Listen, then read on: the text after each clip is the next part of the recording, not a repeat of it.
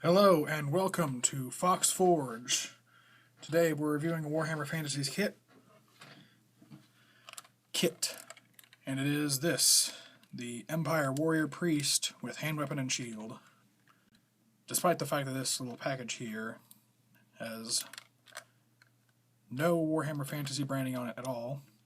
In fact, it has anti-Warhammer Fantasy branding in this Age of Sigmar logo.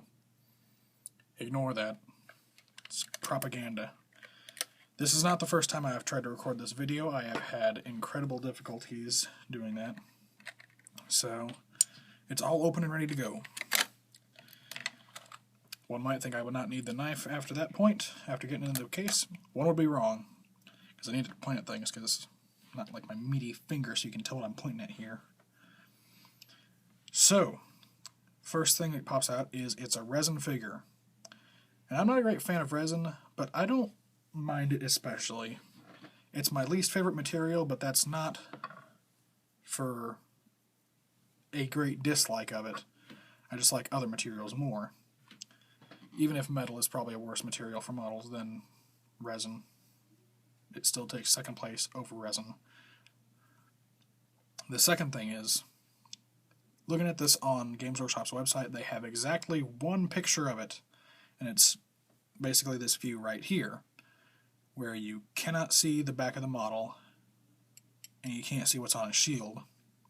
There's an old saying in Warhammer Fantasy, a saying that's about painting, but I'm going to apply it here to model design, and also model photography, which is simply faces, bases, and shields. We'll get back to the base later, that's another talking point I've had. So anyway, we flip it around and we find the shield. Beautiful, with this twin-tailed comet design with a skull for the comet. Very Warhammer Fantasy. Skulls, comets, oh my. Also on the back, we have a nice hood, which is not easy to see from the front. Mostly because the head's in the way. Can't see the hood for the head. Oh my. We have a skull here, which I have stated before is almost worryingly small. But each time I take a look back at his head and I think, okay, that's not too much smaller than his head. Next to the skull we have a small box, which I have dubbed multiple times a reliquary of some kind. It might just be a box, to tell you the truth. And next to that we have a little pouch. Because who doesn't love a little pouch? Especially in your fantasy, you gotta keep your coins, and as a priest, well, that's what he'd keep. I guess if he was a priest, he'd probably keep a lack of coins in there. But you can't keep a lack of things. Anyway.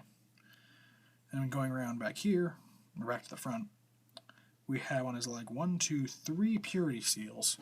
And I love purity seals in Warhammer Fantasy. Even though they're plastered all over Warhammer 40k, I feel they really come into their own in fantasy. Partly because they're not used as much as widespread as in 40k. They retain a little more of their, not really mystical, they're just uniqueness in fantasy as opposed to the ubiquitousness of those in Warhammer. We also have here, probably more of the purity seals, some parchment wrapped around his leg, which reminds me, as do a couple other elements on this model, of, speaking of Warhammer 40k, a Space Marine Chaplain model, which also has some parchment wrapped around his leg. I think it's the same leg on him, too. A book, which is chained at his waist, which resembles this book quite a bit, in that it is a small resin book, and it has these little metal corner pieces on the book. Well, it's not metal yet. It'll be metal when I paint it. And the chaplain also has a bludgeoning weapon, although his is a power weapon, the Crozius Arcanum.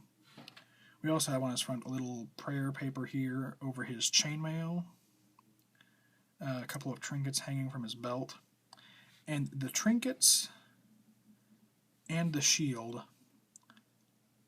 you could see these as kind of a downside on this model. Because if you wanted to, say, convert this warrior priest from a priest of Sigmar, which he very clearly is with the little bitty hammer, the comet on an icon here, the comet on his shield, the hammer he's holding, it's clearly inspired by Sigmar's hammer. If you wanted to convert him to, say, a warrior priest of Ulrich, if you had like a Middenheim army or any other really northern province army, you would have a really tough time, especially these bits here, because they're sitting right on top of the chainmail. But that's neither here nor there. As far as it being resin, I don't really have a whole lot of problems with resin. It's slightly more difficult to work with than plastic. You have to watch out for dust when you're sanding it. You have to use super glue, which is probably the biggest thing with me, is because I love that plastic with plastic glue just bonds instantly.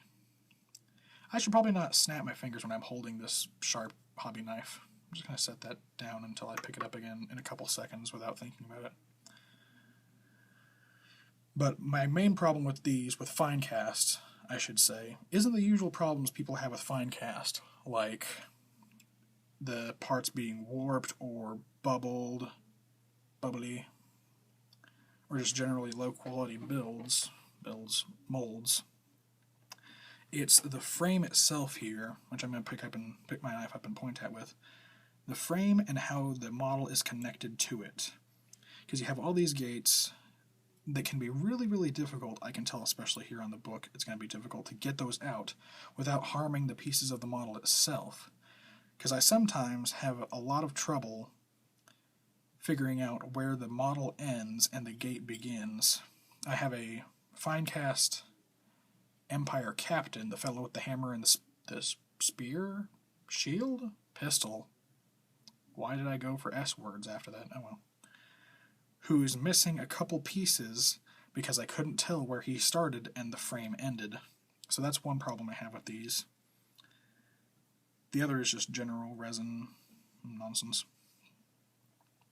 But aside from that, this seems to be a very nice model. He's a Slaughter, as is typical of fine cast models and fantasy models in general, who in the past were quite often metal.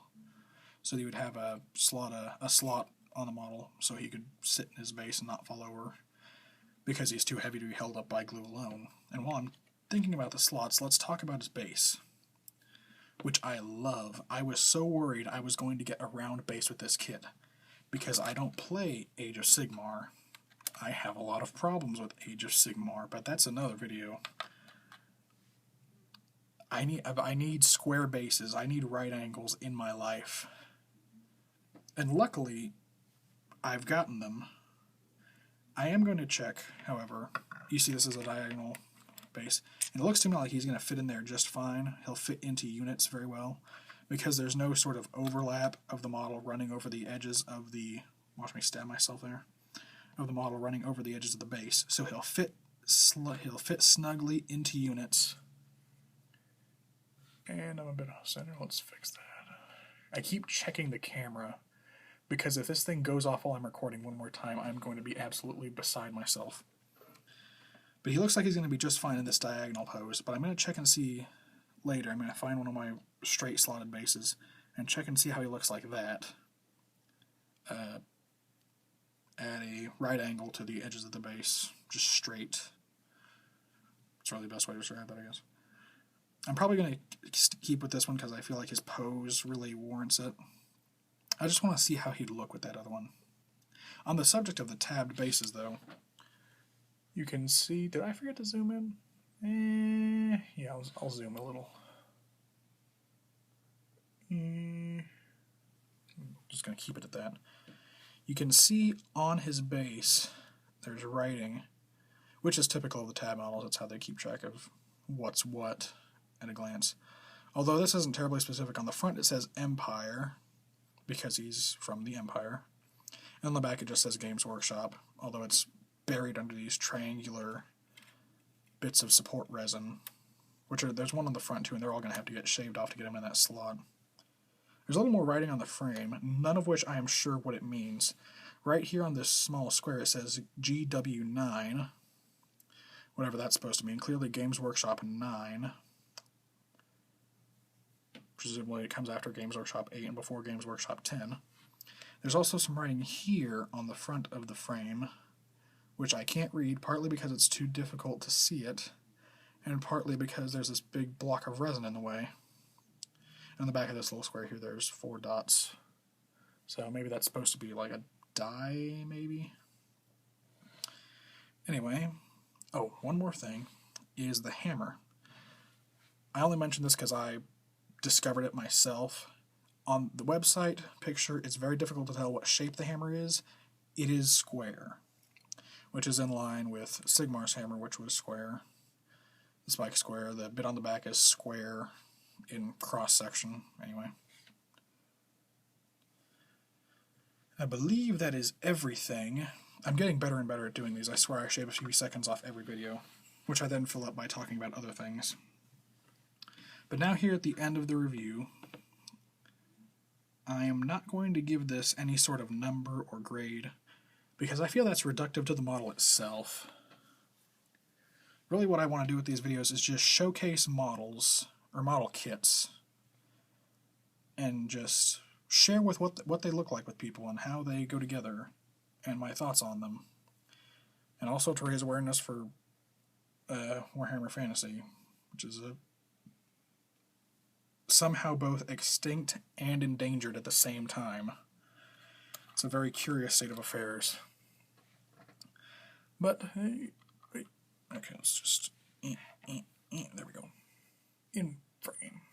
Good God, that's an airframe. Anyway. So that is it for this model review. Thank you for watching. Please, if you feel the need, subscribe, like, hit the bell. I've heard that's a new thing. And I'll see you on the next Fox Forge review. This has been Forgemaster Fox.